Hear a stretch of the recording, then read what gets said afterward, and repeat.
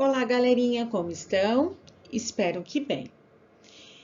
Então, seguimos em afastamento social por causa desse invisível vírus que ainda hoje faz o mundo parar. No entanto, se fizermos um bom trabalho de equipe, eu aqui na minha casa e você na sua, além de afastarmos esse vírus, vamos também fazer boas bioaulas com muitas aprendizagens. Bora fazer a nossa parte então, ok? Vamos dar sequência aos nossos estudos domiciliares. O que vamos precisar para essa aula? O livro, volume 5, capítulo 9, das páginas 5 a 10. Vamos precisar também do caderno de aula para você fazer os seus registros. E a minha sugestão é, faça um esquema completo no seu caderno do conteúdo que vai estar aparecendo aqui nos slides. A minha ideia é tentar explicar, fazer alguns comentários de como você pode anotar e organizar isso no seu caderno. Ok? Então, vamos iniciar. O assunto que a gente vai estudar hoje se chama taxonomia dos seres vivos. Dá um pause nesse slide agora e vá lá para o seu livro. Pesquise o que é taxonomia, o que significa taxonomia. Antes de seguirmos com o assunto de taxonomia dos seres vivos, eu quero dar uma pausa nesse assunto e trouxe aqui duas imagens. Uma imagem de uma biblioteca e de um supermercado. E a pergunta é, o que eles têm em comum? Então, se você parar para pensar na nossa vida, é importante a gente ter um certo nível de organização. Então, vamos ver assim, o primeiro exemplo da biblioteca. Imagine essas pessoas fazendo uma pesquisa numa quantidade enorme de prateleiras e se esses livros não estivessem numa certa ordem de organização, em que tenhamos ali numa prateleira livros de português, numa outra de biologia, numa outra de literatura. E também, se a gente pegar a biblioteca da nossa escola, a gente tem lá uma prateleira, um armário para livros infantis, né, separado por séries, até a faculdade. Então, isso facilita muito a nossa vida. Vamos para o segundo exemplo, um supermercado. Então, a gente tem corredores enormes, podemos pegar qualquer supermercado aqui da cidade também, onde eu vou ter lá numa prateleira, como a gente está vendo, de salgadinhos. Então, um armário inteiro de salgadinhos, onde eu posso ir lá e escolher a marca que eu quiser, o tipo e conforme o gosto do cliente, ele pode achar doce, salgado, entre outros. Tá? Tipos de leite, então todos em outro corredor, num armário com todos os tipos, desde o integral, desnatado, semidesnatado, com lactose, sem lactose e N produtos. Então, o que esses dois exemplos têm em comum com a taxonomia dos seres vivos é isso. É uma certa lógica, um certo nível de organização para facilitar a vida quando a gente for fazer uma pesquisa na biblioteca, quando a gente for comprar um produto no mercado, a gente ter mais ou menos uma ideia de onde encontrá-los. Então, com os seres vivos, também foi necessário fazer uma certa organização.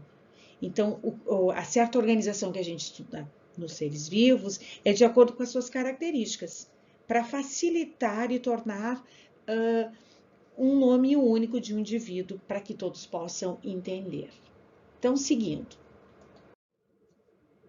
Então, aqui a gente volta para o assunto de biologia, a taxonomia dos seres vivos. Esse rapazinho ali da foto, esse fofo, se chama Carl von Linné, ou simplesmente nós vamos chamar ele, nosso amigo íntimo, de Linneu. Linneu era um botânico e médico sueco que viveu lá em meados de 1700 e por volta de 1735 ele propôs essa ideia de classificação dos seres. Ele agrupou conforme as suas semelhanças, as suas características anatômicas e chamou isso de taxons.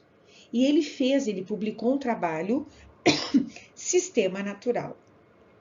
muito famosa essa obra, e que na época muitos cientistas se comunicavam principalmente por cartas. Então, nós não tínhamos internet, nós não tínhamos essa velocidade de informação que temos hoje.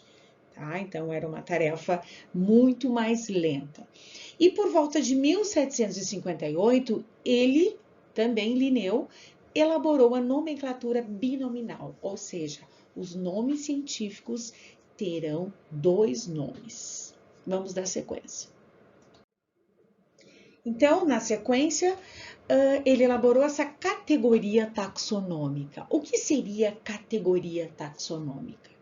É um grupo taxonômico de qualquer grau, criado de acordo com essas regras de nomenclatura para classificar os seres vivos. Então, as principais categorias são reino, filo, classe, ordem, família, gênero e espécie. Dá um stop nesse slide e copie essas 7 categorias, corre lá para o livro e procure o conceito, o que é reino, o que é filo, o que é classe. Você vai encontrar esse assunto lá pela página 7, ok? Depois vamos seguir. Então, para a gente memorizar e entender melhor, eu sugiro que a gente faça esse esqueminha que está aqui nesse slide. Então, o que você vai fazer?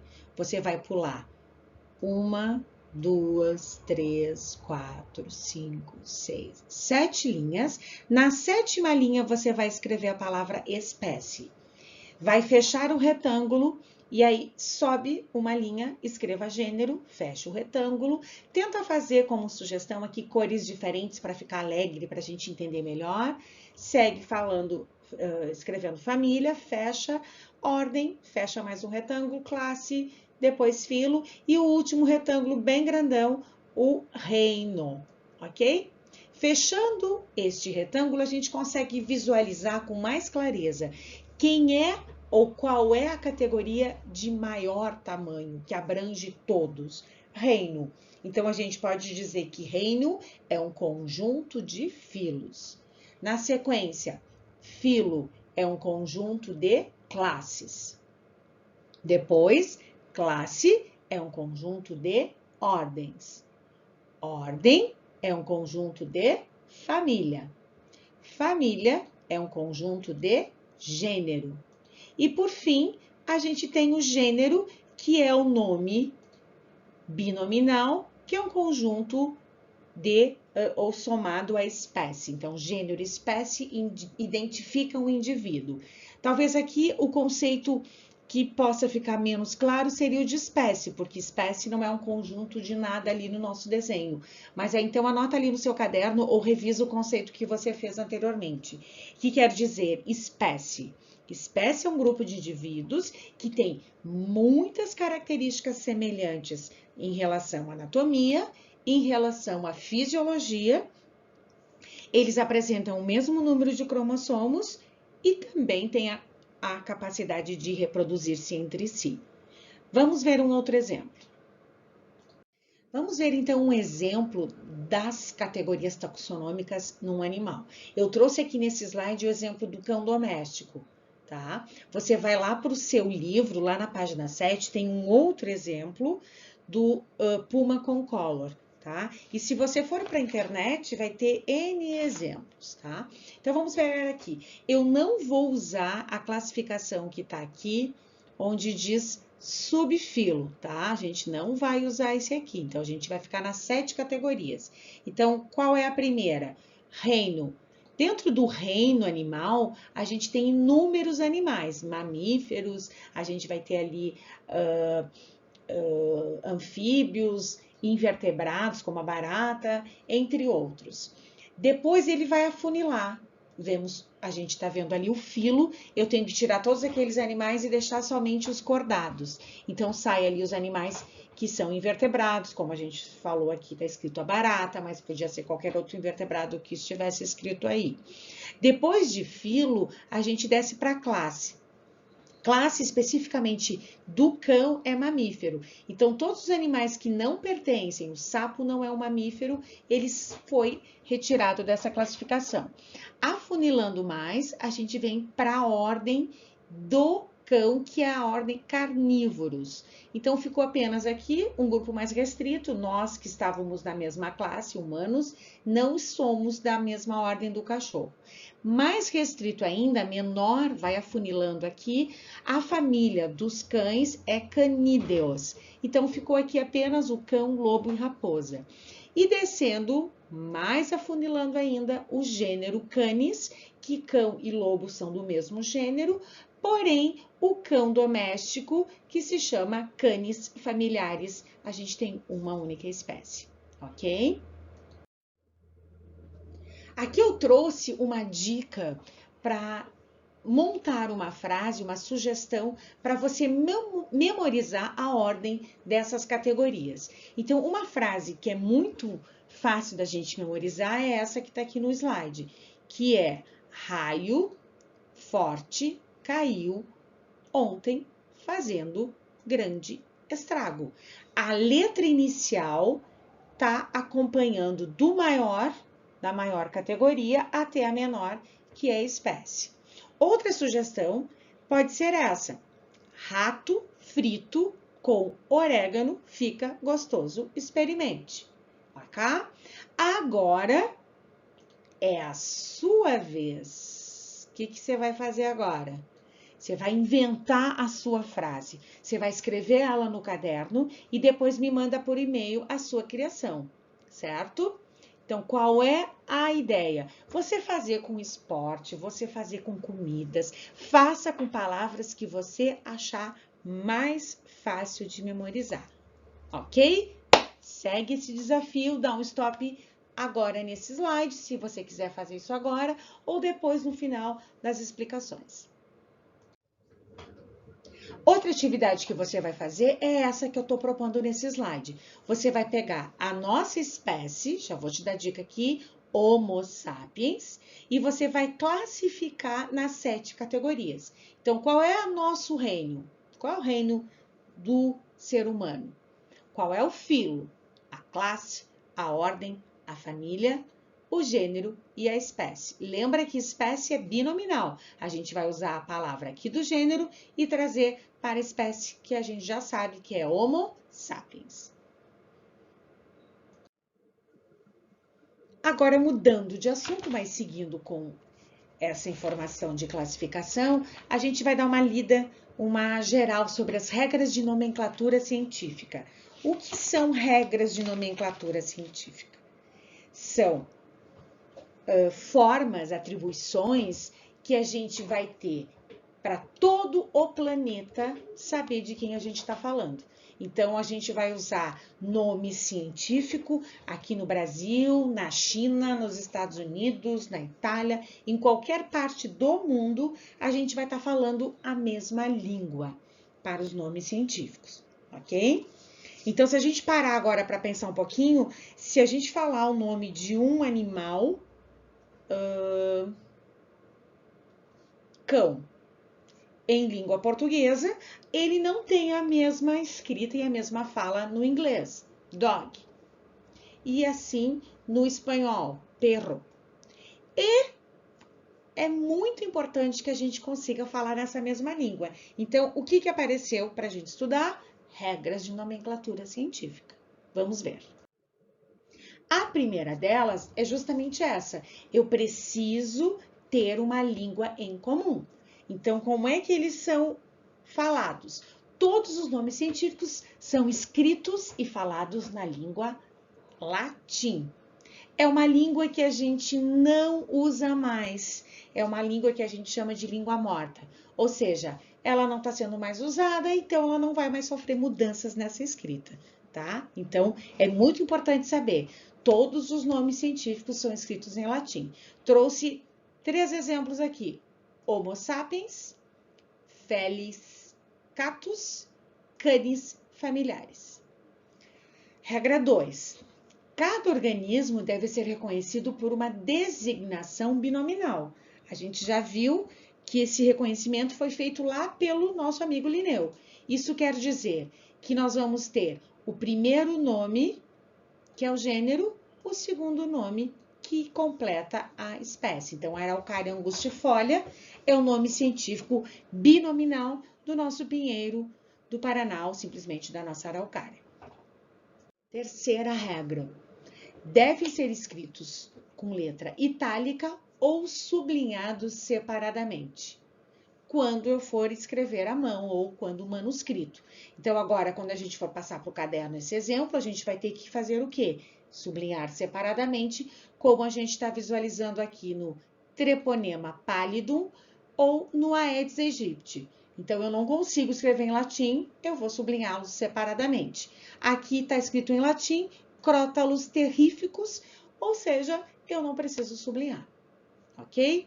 E a quarta regra que a gente vai estudar é que o primeiro termo indica gênero e ele sempre vai ter inicial maiúscula. O segundo nome, que vai ser o complemento da espécie desse animal, a inicial vai ser sempre minúscula. Então, aqui, Rea americana, Rea identifica o gênero, maiúsculo, o complemento para falar da espécie americana, minúsculo. Morus, gênero, nigra, complemento da espécie, minúsculo, ok? Vamos ter outras regras no livro, se você estiver acompanhando, você vai ver que o livro vai falar de mais umas 3 ou 4 regras, mas eu vou ficar com essas 4 regras que são as principais e é o que a gente precisa saber, ok? Para a gente dar sequência, para ficar bem claro, você vai fazer essa tabelinha no seu caderno, onde você vai escolher 5 nomes de animais e vai escrevê-los nessa primeira parte da coluna. E depois, agora sim, a pesquisa é internet. Não precisa ficar correndo e se lamentando sobre o nosso livro. Para facilitar e para ser mais rápido, você vai escrever o nome do animal e vai colocar ao lado o nome científico, tá? Então, por exemplo, eu posso colocar aqui eu vou botar aqui caracol, e aí vou botar aqui do lado o nome científico dele, Bionfalaria tenagófila. Então, é um exemplo que eu elaborei agora. Você vai procure 5 seres, 5 animais, tanto lá do grupo dos invertebrados quanto dos vertebrados, diversos, e traz para cá, na segunda coluna, o nome científico que ele tem, ok? Então, resumindo as regras de nomenclatura, escrito em latim, o nome tem que ser binominal, gênero e espécie, tem que ser destacados no texto. Então, primeira regra é usar itálico, estou escrevendo à mão, vou sublinhar, e em alguns casos eu posso usar o negrito também no digitado. Lembrando que o gênero sempre vai ser escrito com a inicial maiúscula e a segunda parte da espécie que a gente vai escrever com a inicial minúscula, como eu trouxe aqui no exemplo Homo sapiens. Então, só para recordar o que a gente fez agora. Taxonomia, que é a ciência que classifica os seres vivos, estabelecendo esses critérios de classificação, com grupos que têm características muito semelhantes na fisiologia, na anatomia, e que venham de numa evolução de um parente de evolução e sistemática, que é o que a gente vai ver agora, que é a área da bio, que se preocupa em organizar e compreender e classificar esses seres vivos. Estuda principalmente essa relação de parentesco, de evolução, como, por exemplo, uma espécie C é mais aparentada com a espécie D do que está com a espécie B, definidos como grupos irmãos. Tá confuso? Vamos seguir que você vai clarear um pouquinho melhor essas ideias nos próximos slides. Então, filogenia ou árvore filogenética. Então, a sistemática tem como um objetivo de estudar e compreender a diversidade da vida. Então, esse estudo evidencia os parentescos evolutivos por meio de desenhos gráficos, que a gente chama de cladogramas ou filogenias, que se relacionam e a sequência de surgimento das espécies atuais, e a gente faz uma relação com os seus ancestrais, geralmente que já estão extintos. Então vamos ver agora, não precisa copiar os próximos exemplos, você vai vê-los e depois no livro a gente tem lá pela página 9 também alguns exemplos já no livro, não precisamos levá-los para o caderno. Vamos seguir.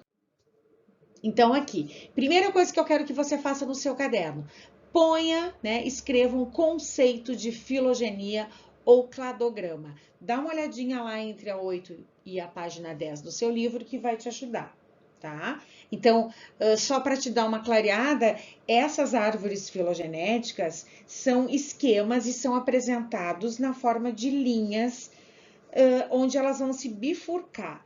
Então, aqui a gente está vendo um desenho de uma árvore, ela não está tão clara. Vamos ver no próximo exemplo que a gente vai facilitar. Então, aqui está.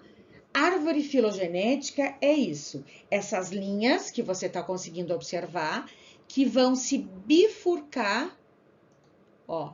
Nessas linhas, elas vão sofrer bifurcações e ao longo delas, a gente vai ver os pontos que esses nós representam, e a cada vez que o animal teve, ou o indivíduo teve uma modificação evolutiva, ele vai se separar. Então, aqui embaixo, todos os animais que estão situados ali em cima têm presença de notocorda. É uma característica genética ancestral comum a todos. Porém, conforme a gente vai subindo nessa linha, a gente vai ver que presença de mandíbula, a lampreia não tem. Coração tricavitário, a partir dos anfíbios aqui no sapo. Presença de ovo, a partir do réptil, do dinossauro, até a galinha. E lá em cima, separado desses anteriores, a gente vai ter presença de glândulas mamárias, que a gente vai ficar com o mamífero, ok? Outro exemplo, então, só para a gente observar, essas características que a gente tem dos primatas, a ordem primata, tá todo mundo aí, né? Chimpanzé, orangotango, os humanos e todos os outros macacos. O que nos difere um dos outros são pequenos detalhes de características anatômicas e fisiológicas. Por isso que a gente tem essa árvore formada nesse esquema que está representando aqui. Cada pontuação dessas, a gente tem uma nova espécie. Somos parentes de ancestral comum, porém, fomos separados nos galhos dessa árvore filogenética por diferenças, então, e foram marcadas as espécies distintas. Então, de novo, outro exemplo, o ancestral comum, e aí as características que foram acontecendo e foram separando nesses galhos. Ok?